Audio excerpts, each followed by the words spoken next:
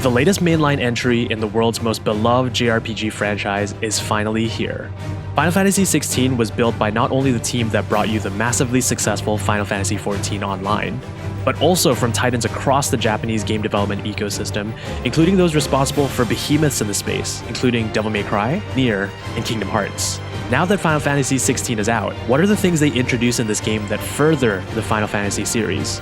How does this game compare to other blockbuster games that have come out in recent years? And most importantly, does Final Fantasy XVI have the same magic as other Final Fantasy games across its 35 years of history? Let's start the review discussion portion of Final Fantasy XVI, a discussion that I'm really, really excited for. I think let's lay down some ground rules first before we get to it. Number one, I have completed the game. I've finished the game. I've sunk about 30 plus hours into the game. Well done. What have you've what played have the I demo? done? That was so terrible. Played the demo. Yes, I've only played the demo. But I will say I traveled very far to go and play the demo. I had one very kind friend of mine, shout out to Ken, who said, you can come and play the demo at my place, and literally traveled to, I'm not going to say the middle of nowhere, but like just somewhere very far from where I live to play it. And I think my commute time was longer than my time on playing the demo. The dedication is strong. But it was so worth it. I definitely wasn't sure if I was going to like 16. And then I think a lot of people probably were skeptical whether they would like it. And then they played a demo, and I think that changed a lot of people's minds as well. Yeah, absolutely. I think it is so interesting. There's so many ways we can start a discussion. I think the second thing we want to mention before is like the game code. Our review code was provided by PlayStation Asia, so major love to them. Disclosure to all those out there.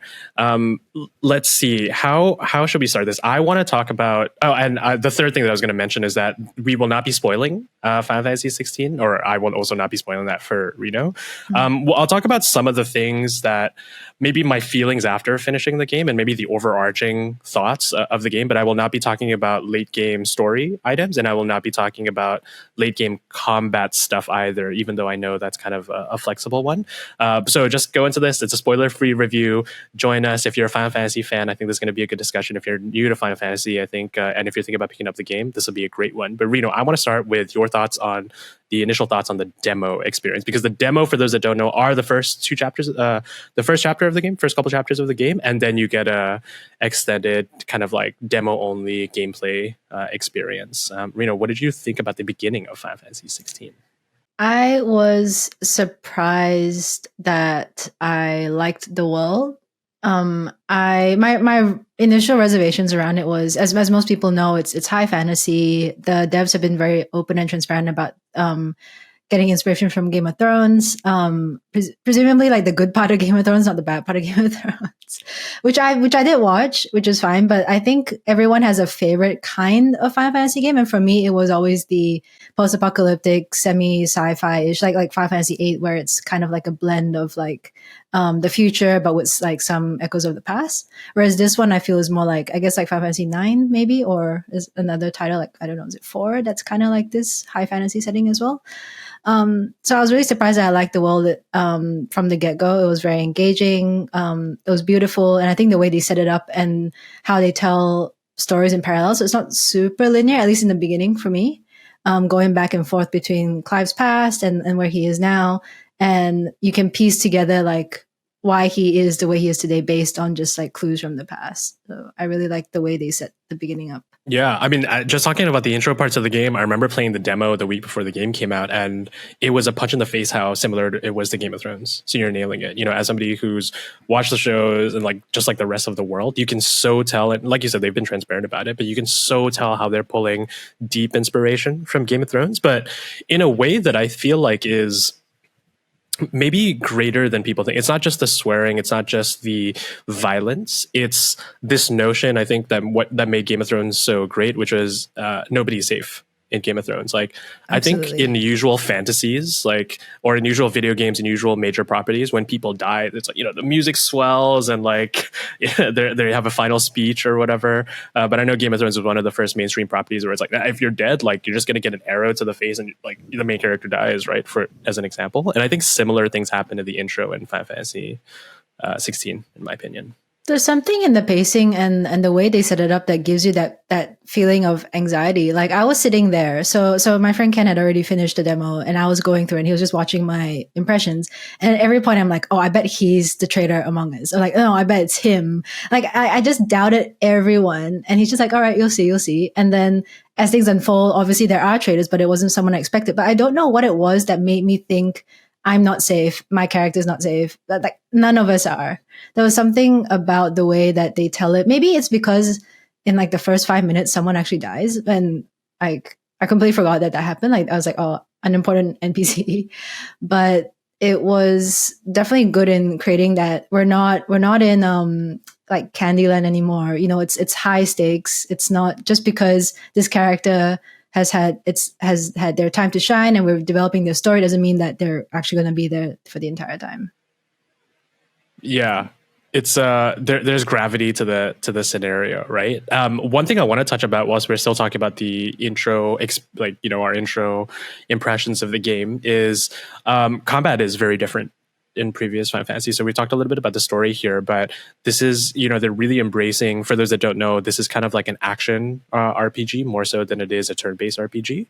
And it is very, very active. They've got the person who did the Devil May Cry 5 gameplay system, combat system. So you can so tell it's like deeply inspired by that, like super fast, almost hack and slashy, but in a third-person action game focus kind of dynamic. I have some thoughts on this combat, but what did you think going into maybe experiencing the combat for yourself?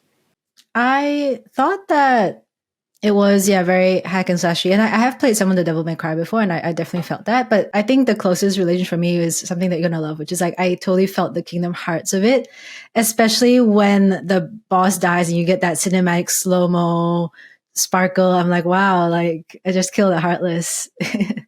The other thing I will share is the accessories, which I'm sure you're going to touch upon as well.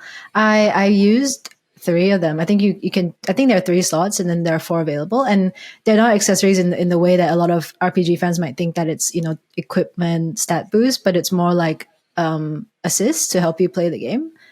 I think for me at that time, I was like, oh, I want to see what this is about because I heard so much about the accessories, and also because I had a limited amount of time playing it at my friend's place. So I was like, I'll just use whatever just so I can progress in the story, and it was quite good. But at the end of it, I think when you've used so many, it's just like the game is just playing itself, which is fine. If you're just there for the story, I think that's cool as well. But I'm sure a lot of people are into their super hard modes and just playing it and parrying and treating it almost like a Souls-like. Yeah, you're synthesizing so much here, and I'll table the Kingdom Hearts conversation for a later part in the episode. For those that are Kingdom Hearts fans, stay tuned. But it's quite interesting because if you talk about the macro level of Final Fantasy, right? Final Fantasy 15 was the one where they were like, this is for new Final Fantasy fans and old Final Fantasy fans. They even start the game, if I'm not mistaken, with a similar line like that. It's like for newer fans. So I think they've been having a really cognizant. They've been really cognizant about bringing people into the franchise, especially with 15 onwards. And I think 15 did do that. There was a resurgence of 15, especially over the pandemic, with it being available easily on modern consoles. I can't remember if it was on Game Pass or not, but like 15 really brought back this culture of like mainline Final Fantasy. But you're right, they're continuing this without beating it over your head like 15 did. So the rings and the combat is super interesting because I've heard a lot of complaints about, the game is too easy or it's too different from Final Fantasy, but to me, it just gives flexibility to your playthrough. It's like if you aren't looking for something super Souls-like you mentioned, and super tactical, I feel like some of those abilities can ease that part of the game for you. But at the same time, it's like just turn them off if you're somebody who's looking for some of that more action-oriented combat and tactics, right? So that's what I did. I remember when I first played, I was like, oh, the auto dodges, you can use magic automatically, and it'll combo automatically. I was like, it's not moving in the way that my brain wants it to work. So I swap those abilities out. And then all I have to say is that I love this combat system. I'm a huge fan of whenever they iterate on it. Final Fantasy 13, I think. So Final Fantasy 7 Remake had probably the best combat system in a Final Fantasy game. And it was only because it took inspiration in part from Final Fantasy 13 as well, for the record. But this one, I think, is in a whole different league, and it takes so much from Kingdom Hearts and Devil May Cry, and it's just a beautiful medley of those things. I'm not sure if it's the perfect combat system. I think there are a little bit of complaints, but oh my God, Like whenever I see somebody complain about it, I'm just like, dude, wait till you get 20 hours into the game and it's just muscle memory. Or you're barely looking at the UI systems. It's when you're fighting and you're parrying, you're using one icon ability, you're tying it up to another icon ability that synergizes with that first icon ability. Your dodges are getting more precise. You're reading the enemy moves a lot better. It is the beauty of a JRPG and its optionality, but also, I guess, just in its action as well. So I really loved it. I think it's really hard to juggle, I guess, two very polarizing ways of thinking. There's a lot of people who want that classic RPG style where it's your turn based or you're choosing and you're thinking about your moves carefully. And there's another base of fans who are just like hack and slash. I just want to get into it. I don't want to be paused by having to make a decision every single time. So it's hard to really like sort of appease both while you're trying to widen your fan base.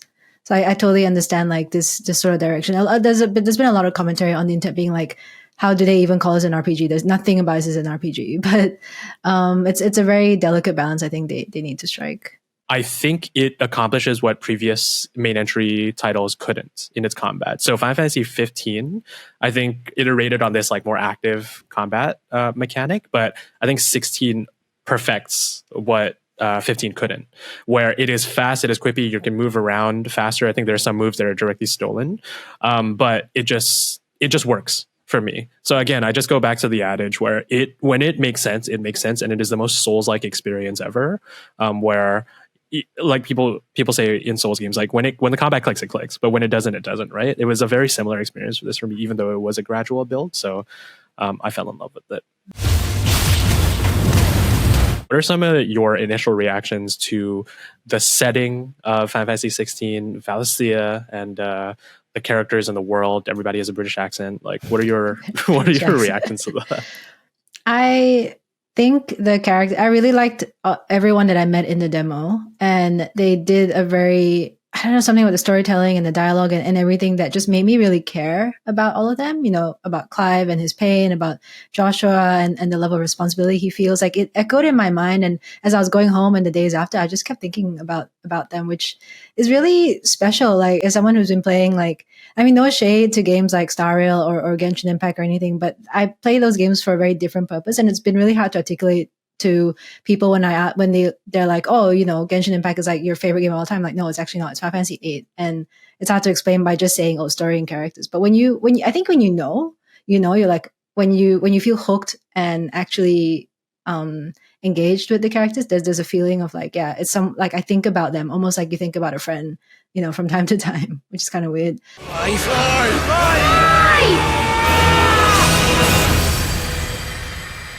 Final Fantasy 16 is an homage to older Final Fantasy games that no other mainline Final Fantasy has achieved thus far, where it is not just these small Easter eggs and references. And, you know, I've seen a lot of people talk about like, oh, the goblins are the first enemy you fight because historically, you know, they're the first enemies you would typically fight. Like, yes, that is there. And yes, other Final Fantasy games have, you know, weapons like Excalibur or, you know, chocobos and just like these Sid, you know, these things in the world where they are references to previous Final Fantasy games. But the magic of 16, in my honest opinion, is that it culminates all these references and gives it so much meaning, where there are references to Final Fantasy 5 in this game. There are references to Final Fantasy 13. There are references to Final Fantasy 7. There are references to 8, which I was shocked because I haven't played 8. I just know it by my friends, right? And it's not just references where there are things in the world and they just kind of sit there and they may be characters or whatever. But and I don't want to talk about this too much, but if you talk about the philosophy of what Final Fantasy 16 is trying to say and the things that they do and the characters they bring in and how they go through this journey, it is so Final Fantasy. It is like it's almost as if you mash up all the previous Final Fantasy mainline titles into one. There are things that you can take out of it from 16, which is the most shocking thing to me. So outside of maybe the first level of it, which is the world and Clive and Joshua and this, you know, cast of characters and Storm and Ash, the continents, and maybe the war that is happening. At its heart, it is the most Final Fantasy game that I've played in a long time, which is so weird to even say and conceptualize. So I love it. Yeah. I do want to ask you about the music because you've played a lot more, so you've experienced more. For me, and in the demo, there were 2 points that really caught me off guard. There was one part where the melody is exactly like 7. It's like the harp I guess we'll put something up here to illustrate what I mean. And the second part is the combat music, which is very similar to Final Fantasy VIII's combat music, which just made me feel right at home. But I'm sure you've got many more thoughts about the music that plays throughout the rest of the game. Yeah, and I will say, like, we just talked about Yoko Shimomura in the previous episode of the podcast. If you want to check out our Nintendo, commentary there, where I think, Uematsu Shimomura has always kind of been revered as Final Fantasy composers. But now I think Soken is just on another level where, Soken was the one who did 14 as well, a lot of the music for 14, and you could hear a lot of the epicness in it. But oh my God, when people are talking about this on Twitter, I cannot verify it enough. Like, you think you've heard stuff in the trailer. There are some moments in this game where the music is already at 100 out of 10 and he elevates it to a 200 out of 10 and you're overwhelmed by this level of epicness just exclusively via the music. But outside of people are going like, yeah, Soken's going crazy, and it's like, that whole commentary on the internet, this is also one of the most intimate sounding Final Fantasies in a long time, where the emotion that he sells in is just simple piano renditions where that overlays a cutscene is so beautiful. It reminds me again of older JRPGs, if you will, where it's really about the melody rather than a major composition. But also this aspect, Reno, where the reason why I want Final Fantasy fans to play this game is because you nailed it. There's references to previous Final Fantasy games in the music. There's a town song that reminds me so much of one of the 15 town songs. And it's no coincidence because I'm sure it elicits similar emotions. But dude, the fact that the main theme is present, like the major Final Fantasy themes, if you will, whether it be battle, whether it be the the oh end my of God, the that's thing. so good. Yeah, the fanfare. It's there. You hear the arpeggio, the intro arpeggio at every other major scene, and it really brings it back to, again, when I say it's an homage to Final Fantasy games, it feels like a Final Fantasy because they use the music that Final Fantasy will use, which is really weird because other Final Fantasy games, I feel like they go a bit more for original compositions, where this one is like, nope, we're going to remind you that this is a Final Fantasy story and this is a Final Fantasy game, and all the music that you know and love is present to this game, even though they're a newer rendition or it sounds a little bit different. And there's parts that just make my heart sing, and parts that I feel so emotional because you're reminded of that in its melodies. They've got they got Yonezu as well, like Kenshi Yonezu. I think the song is called Moon Gazing, like Tsukiyo Miteita, which I haven't heard yet, but I've seen a lot of hype about it on Twitter. And for those who might not be aware, he also sang Kickback, the opening for Chainsaw Man, and a whole bunch of other stuff. He's a pretty celebrated artist here in Japan. So it's cool to have that sort of pop music element to it as well. Darkness has taken hold of you. It has made you forget yourself. I don't want to be a monster, Clive. I have to stop him! I have to save them! I made a promise to my... As much as I love this game, when people asked me, let's say 2/3 through the game, how my experience was with, people texting me and just colloquially asking and things like that, I was, and I think I told this to you, I was like, I have some takes about this game and I have some thoughts about this game. So I want to make sure to acknowledge that, even though my end experience is quite different. But 16, I know you haven't played 14, but Final Fantasy 16 takes the best parts of Final Fantasy 14 and the worst parts of Final Fantasy 14. So much so that I'm quite transparent in what I say. It's like, I'm not loving 14. I've played up until I'm just right before Endwalker, which is the latest expansion. So I'm not fully completed the experience, but I don't like certain things about 14, and there are some reasons why I'm never going to fall truly in love with 14, and I'm so frustrated that some of those stuff is in 16. To be specific, accepting quests should not take this long in a Final Fantasy game. Like, when you accept a quest, it does a whole da-na-na, and then the quest accepted, and then it pauses for a bit, and then it goes. It's like, in 2023, we should just accept quests and it should just pop and it should just go. We don't have to take that on. And then the second thing is talk about quests. Why are there still fetch quests in 2023 and fetch quests that don't matter ultimately? Where we've already had The Witcher 3 come out. We've already had so many games that have learned off of this aspect that side quests are no longer what we think of side quests in modern gaming, where side quests have consequences. Side quests can give story. Side quests can give further incentive than just EXP and cash and things like that. I don't understand why Final Fantasy, the team behind Final Fantasy 16 and Final Fantasy 14 are so they harp on fetch quests so much, and it is my biggest gripe with Final Fantasy 14. And at 16, there was a 2/3 through the game where I feel like I picked up so many quests that were so inconsequential, and half of them were also fetch quests, that I was just like, what the heck am I doing here, man? Like, this almost ruined the experience for me, because it's so weird how you have that in the game, and then to offset that, you also have some side quests that are like so consequential and matter so much, you know, and like add so much value to your playthrough and your gameplay. So it's just this weird dichotomy of like, they're stuck in the old of this thing they won't let go of, but they have the new. And I feel like just that the fact that both are present kind of makes the 2/3 of the experience a little bit, just demotivating for me. But at least they are learning from it, I guess. So that's like a major limitation for me. Are they very superficial? Because I know like with fetch quests, like some of the objectives can be like you get a bit of lore tidbits from talking to an NPC, or it's the devs trying to get you to explore an area that you don't normally would. But I understand that frustration, and I'm having that with some games I'm playing at the moment as well. But do you feel like they're very superficial in 16? It's a 50-50. To me, it's so weird how it's a coin toss, where I think, and again, maybe it goes to the story as well, like 2/3 through the game, I think the story really dips, where it's not as strong as the beginning and the end. But it's so odd how some side quests are the epitome of great side quests that are, really meaningful and non-superficial. And then you roll to the next one, you're like, okay, I can't wait to do this. And you pick it up and it's just like, I'm just going to that area to fight an enemy and then talk to 3 people before I can complete it. Like, there's nothing here. I also think it takes the best part of 14, where it's so clear how the AoE attacks for some enemies is similar to the way Final Fantasy 14 does AoEs, where you have to stand in a certain area, you have to dodge a certain thing. Like, the philosophy of the combat and fighting a boss is very similar. I think the character getting a headache and getting a vision is literally a direct take from 14. So there's like so many, there's like little music, there's a little jukebox in the main world. Like, there's so many things that you can tell that it's a 14 game. But like I said, there's also so many things that make it a Kingdom Hearts game, whether it be we know the Kingdom Hearts team worked on Final Fantasy 16.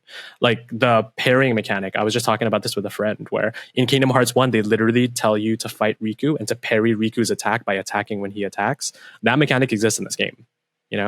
There's a specific icon ability that I don't want to talk about for spoiler reasons, but the main ability from that icon is literally a mechanic from Kingdom Hearts 3, Kingdom Hearts 2, Kingdom Hearts 3. So it's like, it's just so funny how you can tell that it's so clear how Final Fantasy Kingdom Hearts is influencing this Final Fantasy, where I feel like in previous iterations, Kingdom Hearts has always been a culmination of Final Fantasy. So it's beautiful to see these two Square properties at play on that side of things.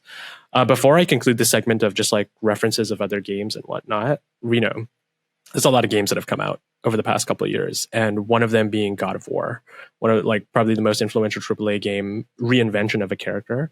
This game is so much like God of War, it's insane.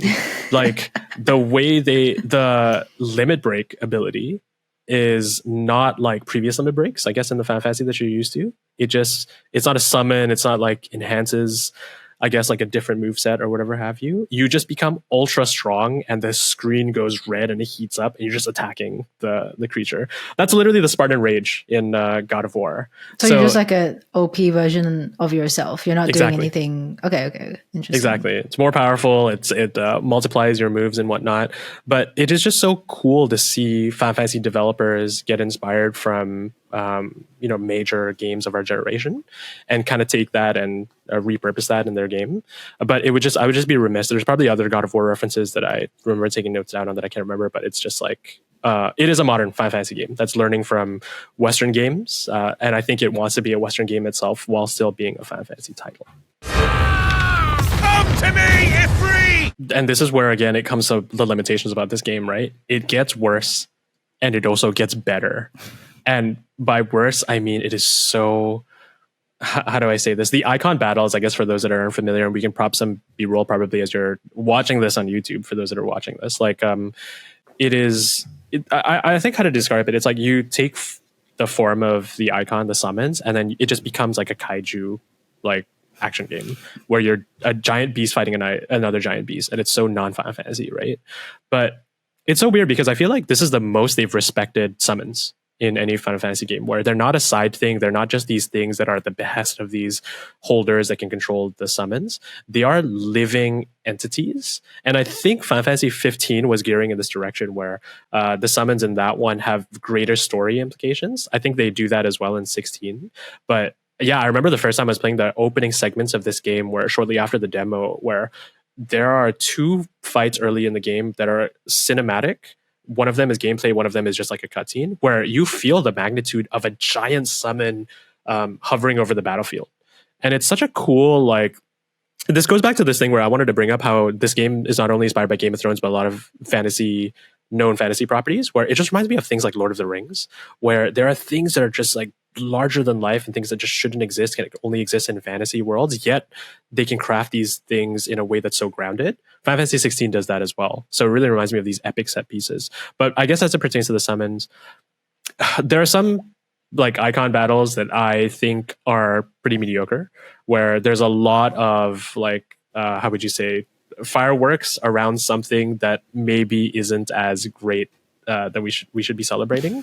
So I just think there are some battles that are like a little bit boring, and some of them that they look like a PS2 game, like in its gameplay. Like, you know what I mean? Like gameplay wise, not like the graphics. Graphics are obviously beautiful. I see. And then as soon as I feel that, you get to the next icon battle, and it is the most epic like sequence you've ever played in games history. Like when I say the highs are high, Reno, the reason why I want some Final Fantasy fans to play this is like, I want to watch people stream this. I want to watch people stream like the latter half of this game. I want to watch people like react to these battles, because dare I say, this is the most epic game that I think I've ever played. And I mean that in the way that it's like epic in its truest form. The music is epic, the sequences are epic, the cinematics are epic, the gameplay is epic. It is just, and it's all thanks to the summons and the icons. So I think rightly brought up positives and negatives, I guess, with this title.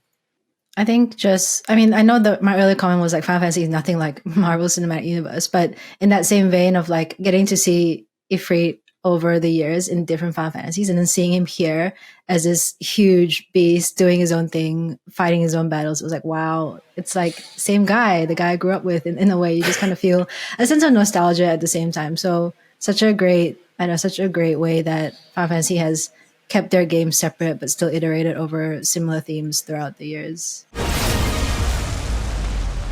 It is so weird how much I love this game and how much I felt frustrated midway through my playthrough.